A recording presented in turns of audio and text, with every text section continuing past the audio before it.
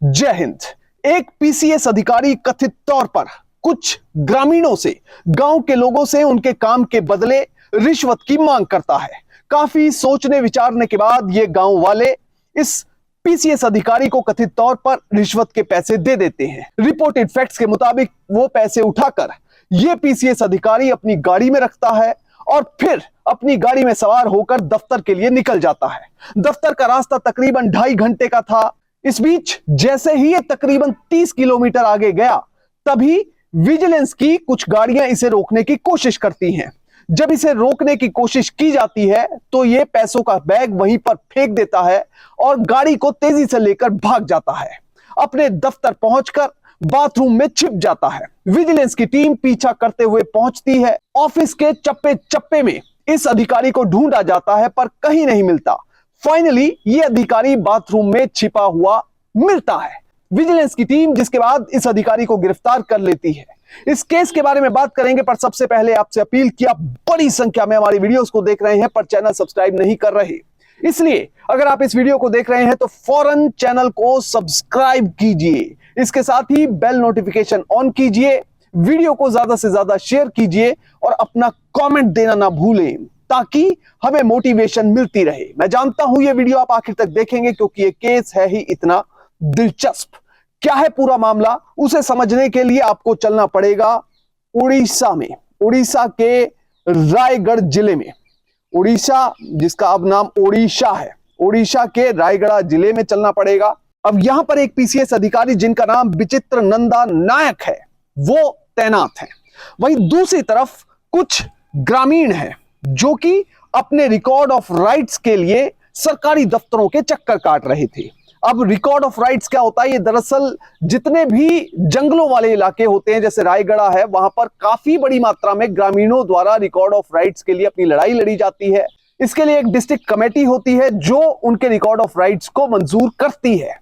अब record of rights के तहत दरअसल ये अपनी जमीन पर खेती भी कर सकते हैं, घर भी बना सकते हैं, पर उसे बेच नहीं सकते। पर ये रिकॉर्ड ऑफ राइट्स हासिल करने के लिए भी इन्हें कई बार लड़ाई लड़नी पड़ती है। ऐसी ही लड़ाई ये यहां पर लड़ रहे थे। अब इनकी मुलाकात हो जाती है इस पीसीएस अधिकारी से। रिपोर्टेड फैक्ट्स के मुताबिक ये विचित्र नंदा नायक से मिले। अब इस दौरान इन्होंने कहा कि साहब जी, हमारा आरओआर का काम करवा दीजिए किसी भी तरह से। अब कथित तौर पर यह पीसीएस अधिकारी रिपोर्टेड फैक्ट्स के मुताबिक इनसे 1,15,000 रुपए की रिश्वत की मांग करता है। यह कहता है 1,15,000 रुपए दे दो और तुम्हारा काम कर दिया जाएगा।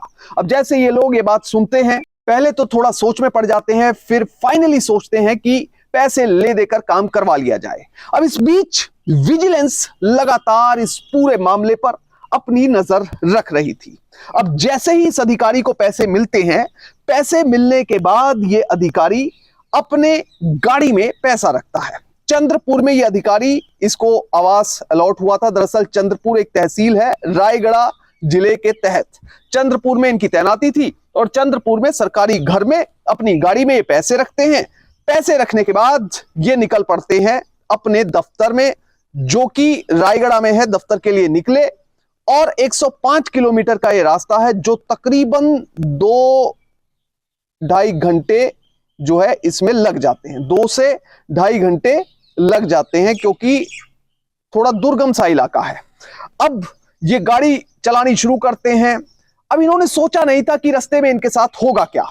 तकरीबन 30 किलोमीटर गाड़ी चली और उसके बाद जगह आ गई डांगा सोरादा। डांगा सोरादा में अचानक से इनकी गाड़ी को रोकने की कुछ लोग कोशिश करते हैं।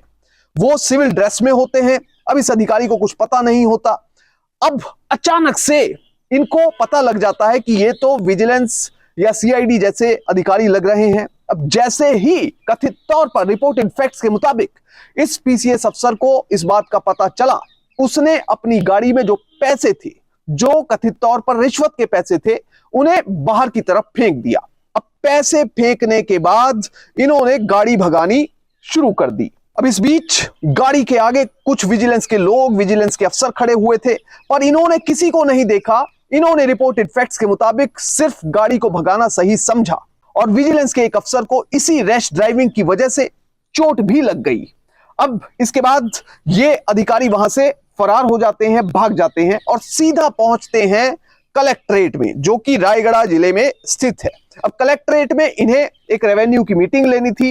रेवेन्यू की मीटिंग लेने के लिए वहां पर पहुंचते हैं, उस मीटिंग में हिस्सा लेते हैं। वहां पर कई अधिकारीगण मौजूद हैं। अब इस बीच किसी को कानो कान खबर नहीं है कि पीछे क्या हुआ है इस अधिकारी के साथ। अब नॉर्मल एक मीटिंग चल रही है। वहीं दूसरी तरफ जो विजिलेंस है वो लगातार इस अधिकारी का पीछा कर रही थी और वो कलेक्ट्रेट में पहुंच जाती है और उसी हॉल के बाहर पहुंच जाती है जहां पर मीटिंग चल रही होती है। विजिलेंस ने यह सही नहीं सोचा कि भाई मीटिंग के अंदर जाया जाए। उन्होंने सोचा कि जब मीटिंग खत्म होगी तो बाहर इस अधिकारी का इंतजार तब तक किया जाता है। अब विजिलेंस के अफसर उस हॉल के बाहर मौजूद हैं, लगातार इंतजार कर रहे हैं, पर मीटिंग खत्म हो जाती है पर यह अधिकारी बाहर नहीं निकलता। अब ये विजिलेंस के अफसर भी इसे जानकर हैरान थे।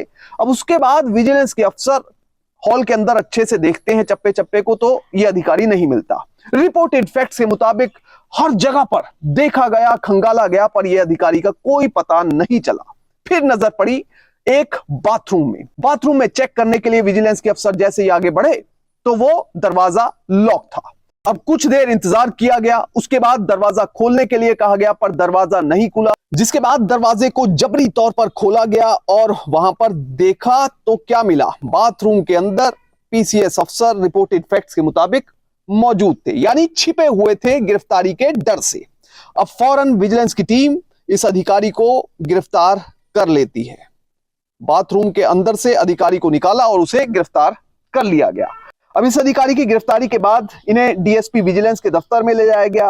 अब जो इंस्पेक्टर तारुलता बेहरा हैं, उन्होंने रिपोर्टेड फैक्ट्स के मुताबिक बताया कि इनको कोर्ट में पेश करने के साथ ही जो भी कानून सम्मत होगा वो किया जाएगा। वहीं दूसरी तरफ विजिलेंस इनके चंद्रपुर के सरकारी घर में, दफ्तर में रेड करती है। वहां पर विजिलेंस को शक था कि वहां पर कुछ पैसा, कुछ दस्तावेज मिल सकते हैं।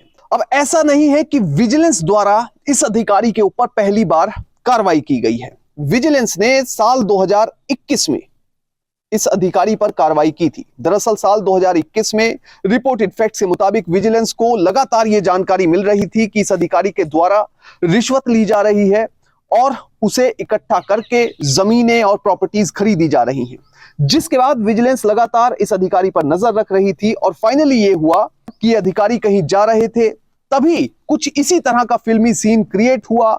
इस अधिकारी को जाते हुए रोका गया। यह अधिकारी पैसे वहां पर छोड़कर फरार होने की कोशिश कर रहा था, तभी इस अधिकारी को गिरफ्तार किया गया। अब जब इस अधिकारी को अरेस्ट किया गया तब इसने विजिलेंस के अधिकारियों के साथ कथित तौर पर बदतमीजी की। यह सबसे ज्यादा सुर्खियों में उस समय बात बनी थी। अब विजिलेंस के अधिकारियों के साथ जब बदतमीजी की गई तो इसके बारे में थाने में एक एफआईआर भी रजिस्टर की गई आईपीसी की धारा 323, 332, 353 और 354 के तहत। अब इस दौरान जब इस अधिकारी की अरेस्ट हुई थी 2021 में, तो ये बरंगा में तहसीलदार के तौर पर तैनात थे। वहां पर इनके दफ्तर में, पटिया में मौजूद घर में, और इनका गांव गोपालपुर में है, ढेंकनाल में, वहां पर भी छापा मारा गया। अब जो विजिलेंस का अनुमान साल 2021 में था कि इन्होंने अपनी 2016 से लेकर 6 अप्रैल 2021 की नौकरी के बीच में 3 प्लॉट तो भुवनेश्वर में खरीद लिए। इसके साथ ही इन्होंने इंश्योरेंस का डिपॉजिट जो है वो 25 लाख रुपए का कर लिया, जिसे लेकर विजिलेंस ने इनके खिलाफ कार्रवाई भी की। अब फिलहाल जो ये मामला है वो पीओसीए यानी प्रिवेंशन ऑफ करप्शन एक्ट के तहत दर्ज हुआ है। इस एक्ट में अगर इस अधिकारी को, इस पीसीएस अधिकारी को दोषी पाया जाता है तो मिनिमम 3 साल और अधिकतम 7 साल की सजा हो सकती है और साथ में जुर्माना होता है।